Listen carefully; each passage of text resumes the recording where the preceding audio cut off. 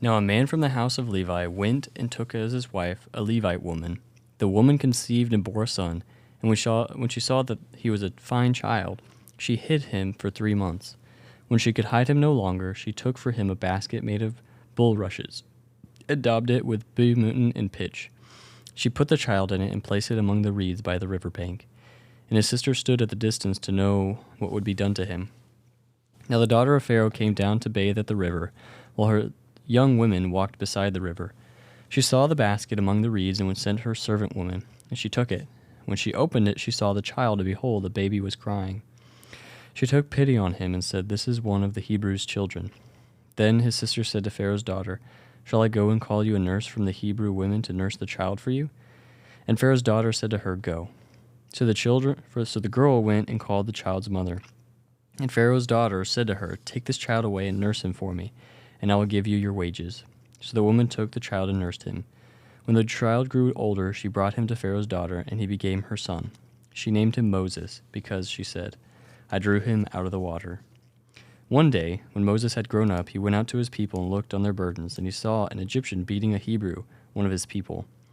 He looked this way and that, and seeing no one, he struck down the Egyptian and hid him in the sand. When he went out the next day, behold, 2 Hebrews were struggling together, and he said to the man in the wrong, "Why do you strike your companion?" He answered, "Who made you a prince and judge over us? Do you mean to kill me as you killed the Egyptian?" Then Moses was afraid and thought, "Surely the thing is known." When Pharaoh heard it, he sought to kill Moses, but Moses fled from Pharaoh and stayed in the land of Midian, and he sat down by a well. Now the priest of Midian had 7 daughters, and they came and drew water and filled the troughs to water their father's flock. The shepherds came and drove them away, but Moses stood up and saved them, and watered their flock. When they came home to their father Reuel, he said, "How is it that you have come home so soon today?" They said, "An Egyptian delivered us out of the hand of the shepherds, and drew water for us and watered the flock." He said to his daughters, "Then where is he? Why have you left the man? Call him, that he may eat bread." And Moses was content to dwell with the man. And he gave Moses his daughter Zipporah.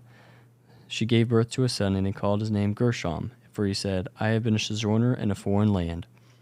During those days the king of Egypt died, and people of Israel groaned because of their slavery and cried out for help. Their cry for rescue from slavery came up to God, and God heard their groaning, and God remembered his covenant with Abraham, with Isaac, and with Jacob.